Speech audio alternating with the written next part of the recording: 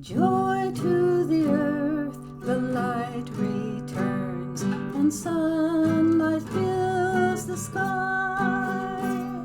The tide has turned, the sun has been reborn, and hope is everywhere, and hope is everywhere, and hope is everywhere. Peace to the earth in the darkest hour, the light will come again.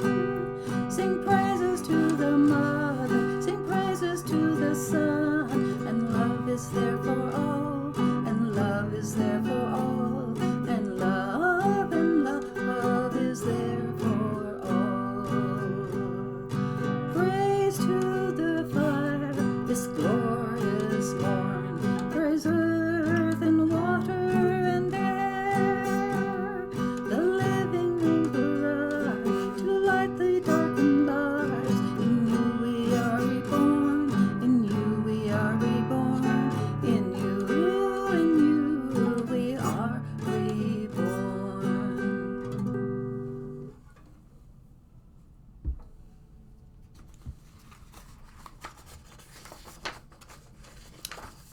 This time of year is a sacred time. It is the time of winter, when the days grow shorter and the nights grow longer, until we come to that longest night of the year, the winter solstice. Our ancestors spent this night in the hills, praying around bonfires that the sun would rise again the next morning. It was a powerful time, a sacred time, and when the sun appeared in the eastern sky, it was a time for great rejoicing. Our souls respond to this sacred time, allowing us to both feel the darkness and the light. In these COVID times, the darkness seems to be overwhelming, and our faith surely challenged. But there will be a miracle on this year's winter solstice to bring more light into the world.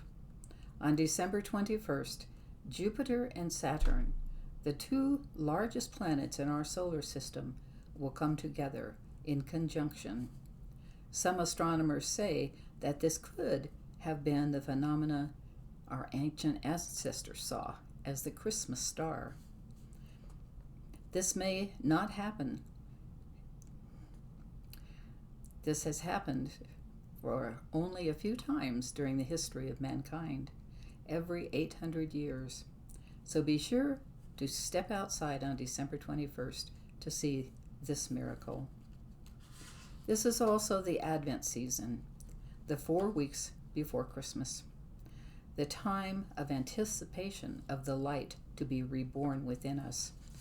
We celebrate by acknowledging and contemplating the 4 aspects of light, that is, hope, joy, peace, and love. The first aspect of light is hope. Hope is defined by the Merriam-Webster Dictionary as desire accompanied by expectation of fulfillment, something that gives promise for the future. This is a good definition, but we need more to help us with our reflections about hope, for hope is one of those concepts that goes beyond short definitions. So I thought perhaps inspired poets and great thinkers could help us better understand hope, and I found these quotations to share with you today.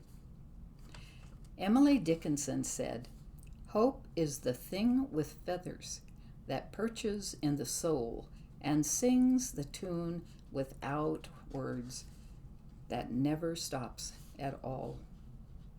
And Aristotle said, "Hope is a working dream," agreeing with an old French proverb that says, "Hope is the dream of a soul awakened."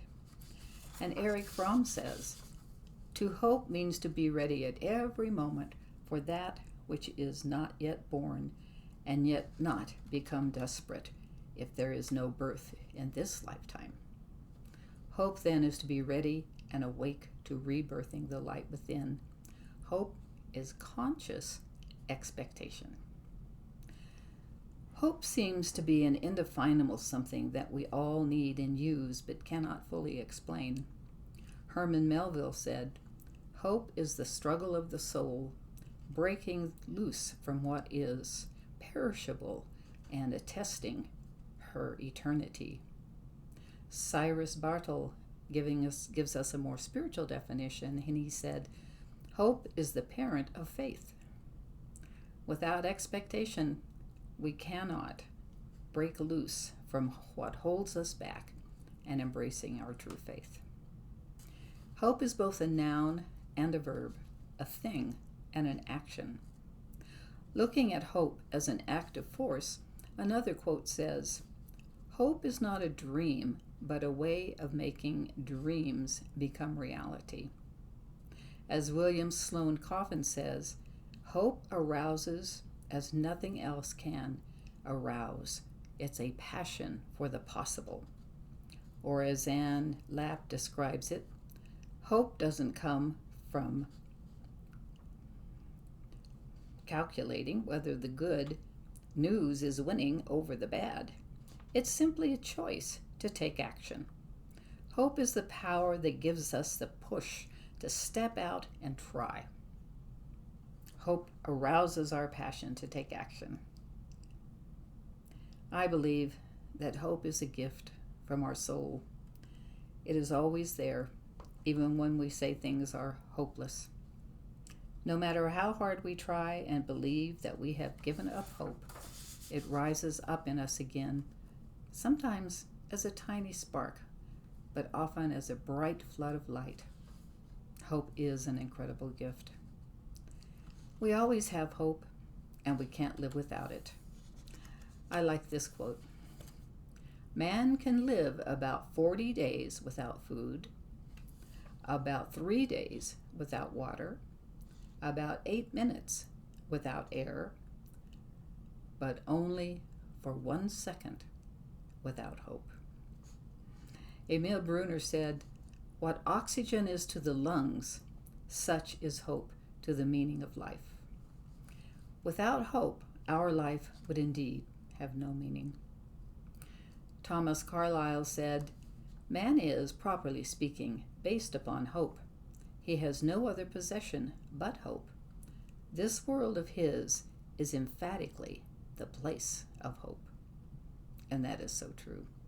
Our world is a place of hope, and we can't live without it. We come into the world with just one thing, hope, and we will leave the world with hope still in our possession. When things go really bad for us, that's when we start thinking about hope the most. This is a great quote from an unknown author. "When things are bad, we take comfort in the thought that they could always be worse. And when they are thought that they could always be worse. When things are bad, we take comfort in the thought that they could always be worse. And when they are, we find hope in the thought that things are so bad, they have to get better." Anne Lamott agrees and says, "Hope begins in the dark, the stubborn hope that if you just show up and try to do the right thing, the dawn will come. You wait and watch and work. You don't give up." When things are going right for us, we still think about hope. Albert Einstein put it this way: "Learn from yesterday, live for today, and hope for tomorrow." Robert Goddard agrees.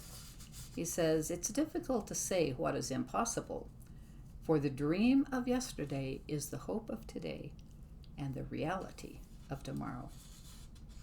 And Dale Carnegie reminds us, "Most of the important things in the world have been accomplished by people who have kept on trying when there seemed to be no hope at all." So hope is the gift from our soul that we cannot live without. It is a passion within us and a powerful force at work in our lives, and something we are compelled to share with others, and we can never give up. But what can we do with hope in our newly awakened state to help build the new world? Robert Kennedy told us, every time you stand up for an ideal, you send forth a tiny ripple of hope. So we can stand up with a renewed strength in our beliefs. We can stand up even stronger for peace. Norman Vincent Peale tells us, practice hope. As hopefulness becomes a habit, you can achieve a permanently happy spirit. So we are to let hope arise in us as often as it desires, and to practice hope as much as we can. And Barbara Kingsolver teaches, the very least you can do in your life is to figure out what you hope for, and the most you can do is live inside that hope. Not admire it from a distance, but live right in it, under its roof. We are to fully embrace hope, to be that hope and have hope, even within it when it is difficult. As the unknown poet said, hope is putting faith to work when doubting would be easier.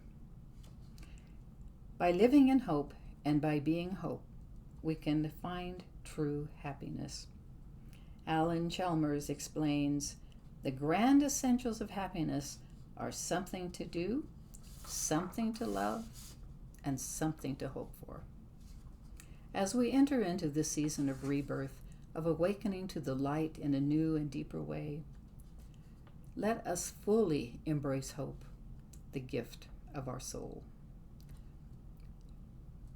Hold on to it and never let it go. Hope is our anchor in the Creator, our port in the storm of life, and the silver thread that connects us to each other and to the stars. Namaste. Let us pray. O Creator of the stars and all the universe, thank you for the gift of hope that dwells in our soul. Thank you for the passion to do good works through hope, to hold the light of hope for ourselves and for others, and to keep hope alive for the new world that is to come. We are so grateful for hope in our hearts. And so it is. Let us take just a moment to feel that hope in our hearts.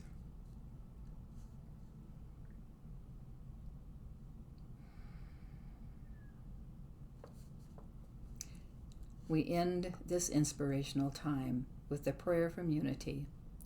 The light of God surrounds us. The love of God enfolds us. The power of God protects us. For the presence of God watches over us. For wherever we are, God is, and all is truly, truly well. May you be blessed with hope and peace. Namaste.